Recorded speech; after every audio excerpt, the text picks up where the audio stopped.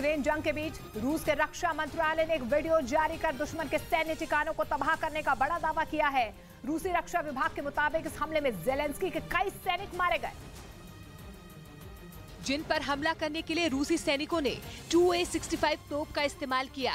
रूसी सेना के अधिकारियों के मुताबिक उन्हें पता चला कि जेलेंस्की के कुछ सैनिक एक ऊंची इमारत में मौजूद हैं और वो वहीं से हमला करने की फिराक में हैं। इसकी जानकारी मिलते ही रूसी सैनिकों ने अपनी इस घातक तोप से बम बरसा दिए। रूस का दावा है कि इस हमले में न सिर्फ यूक्रेन का सैन्य ठिकाना तबाह हो गया, बल्कि उसके कई सैनिकों की भी मौत हो गई। हालांकि इस बात की जानकारी नहीं दी गई है कि हमला किस इलाके में किया गया। रूस की 2A65 तोप की रेंज 30 किलोमीटर की है और ये 1 मिनट में 5 से 6 बम बरसा सकती है। अतीक अहमद की पत्नी शाइस्ता परवीन की तलाश तेज कर दी गई है।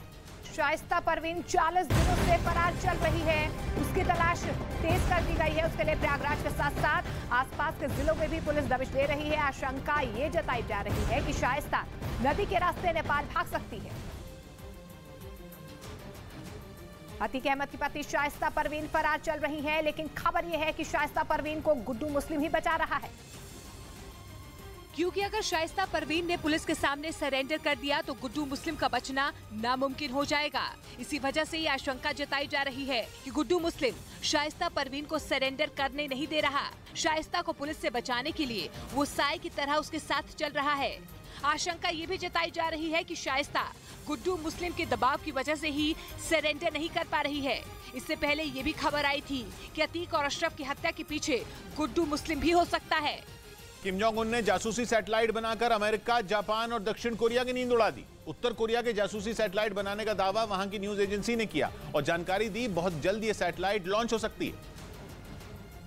क्योंकि ये किम का ड्रीम प्रोजेक्ट है जिससे उत्तर कोरिया की धमक अंतरिक्ष तक सुनाई देगी और अमेरिका, जापान और दक्षिण कोरिया के होश उड़ जाएंगे। उत्तर कोरिया की न्यूज एजेंसी ने यह दावा करते हुए कुछ तस्वीरें जारी की जिनमें किम जोंग उन अपनी बेटी किम जू ए के साथ उत्तर कोरिया की स्पेस एजेंसी में दिखे। उत्तर कोरिया की न्यूज एजेंसी KCNA ने बताया कि किम और उनकी बेटी वहां जासूसी सैटेलाइट को देखने पहुंचे और पूरे प्रोजेक्ट की जानकारी ली। बीते कुछ दिनों में कई बार ऐसे मौके आए जब किम अपने महत्वपूर्ण दौरों पर अपनी बेटी किम जू ए के साथ नजर आए और इस बार भी वो अपनी बेटी के साथ स्पेस एजेंसी पहुंचे। न्यूज एजेंसी KCNA ने अपनी रिपोर्ट में दावा किया कि किम इस बार जासूसी सैटेलाइट बना रहे हैं जो आधुनिक तकनीक से लैस है और इस सैटेलाइट में camera operating system, data processing system और ग्राउंड कंट्रोल सिस्टम लगे हैं जिनसे दुश्मन की मिसाइलों और हथियारों को ट्रैक किया जा सकता है।